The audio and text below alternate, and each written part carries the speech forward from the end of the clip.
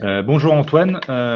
Tu fais partie des petits derniers qui sont arrivés au sein de l'Institut GRED à Clermont-Ferrand, puisque tu as été recruté en 2020. Alors il me semble que j'ai loupé une ligne dans mon déroulé, mais c'est pas grave Hervé, je te reprendrai après. C'est les joies du direct. Donc tu es arrivé à l'Institut GRED en 2020 et on va te laisser présenter le projet que tu vas développer au sein de cet institut à Clermont-Ferrand. Ouais, On voit super. bien tes slides. On voit bien mon écran, c'est bon? Oui. Ok, impeccable. Je vais vous faire ça en anglais parce que c'est une question de vieille habitude. I want to thank everybody at the Clara to give me this opportunity to introduce myself to all of us young researchers in the area. My name is Antoine Molaro, as Arnaud mentioned. I'm a chargé de recherche at the INSERM, and I just started my lab last summer at the Institut GRED in Clermont-Ferrand. Here I'm showing you my contact info, so I look forward to interact with you all. Don't hesitate to drop me an email or pin me on Twitter.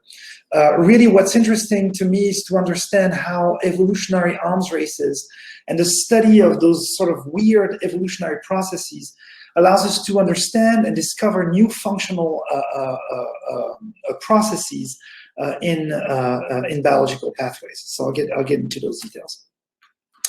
My group was just established, as I said, in July last year, and really we use evolutionary epigenomics in the context of genetic conflicts, and this is the major theme of the lab.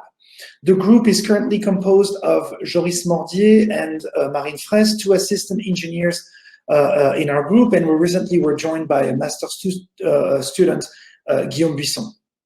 Our current funding is from the Fondation pour la Recherche Médicale, and I also receive some support from l'Université de Clermont-Verne and the INSERM. So the focus of the lab is on genetic conflicts, and so why is this interesting? What is important to understand is that when co-evolving genetic entities engage in antagonistic interaction, that entails very weird evolutionary dynamics. Indeed, as soon as one of the side of this interaction evolves or changes or mutates, it creates a tremendous amount of selective pressure for the other side to counter-adapt. And those adaptation and counter-adaptation cycles create what we call evolutionary arms races. So you might ask, besides this very interesting theoretical point, why do we care? It turned out that these processes are at the heart of many function and important functions at the level of organisms, cells, and molecular interaction. And here I'm naming a few at the bottom of this slide.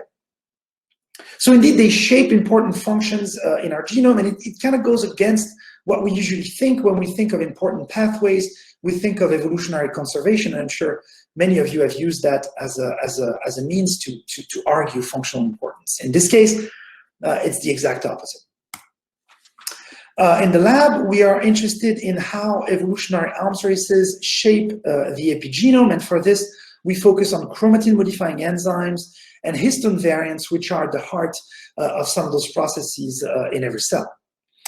The universal first step in my group is to use phylogenetic approaches, comparative genomic approaches, to identify the hallmarks of those genetic conflicts in those pathways in the form of evolutionary diversification, so the opposite of conservation, if you will. Now, this allows us to identify functional innovation in those pathways, which by traditional approach would have been missed, considering the current paradigm.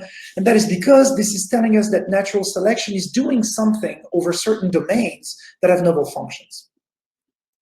In addition, it allows us to raise interesting hypotheses about novel interactions, whether with known or unknown factors with those pathways.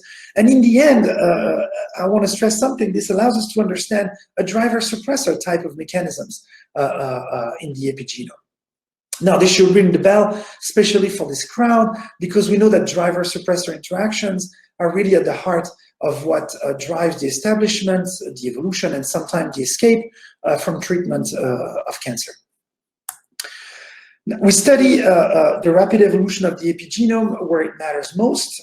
First, we study during development, and this allows us, we use epigenomic approaches in vivo mouse models to uncover important processes in reproduction and inheritance that are shaped by the rapid evolution of chromatin pathways. And I invite you to check out some of our recent publications on the matter shown here at the bottom.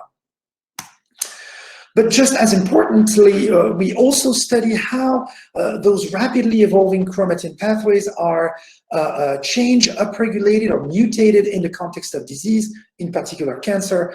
This is a recent study, where we identified that some histone variants are ectopically upregulated in many cancers, and that those histone variants not only are rapidly evolving, but they show oncohistone features. In addition, we're very interested, outside of cancer, let's say, we're also very interested in sex chromosome-linked diseases, as genes and factors that are present on sex chromosomes are subject to those evolutionary arms race and engage in this type of antagonistic evolution. Again, here, I invite you to check out some of our papers on the matter at the bottom of the screen here. What I'm looking for this through this interaction is really to identify novel cancers that involve chromatin pathways. So Coralie's talk was really great right before mine, and also set up new collaborations so we can study those processes in cancer cell lines, in tumor samples, where some of those pathways might be mutated. I'm going to leave you here. Again, this is my contact info. Don't hesitate to shoot me an email. I'm always interested in potential graduate student and postdoc in the lab, and I look forward to be working with all of you over the next few years. So thank you. Merci Antoine, merci Antoine. Je m'étais préparé une petite question, mais tu m'as coupé l'arbre sur le pied avec tes éléments de conclusion, effectivement, par rapport à tes concepts que tu viens de présenter, quels étaient tes besoins en termes de collaboration, comme tu viens d'arriver en région. Mais voilà, tu as tout clairement expliqué.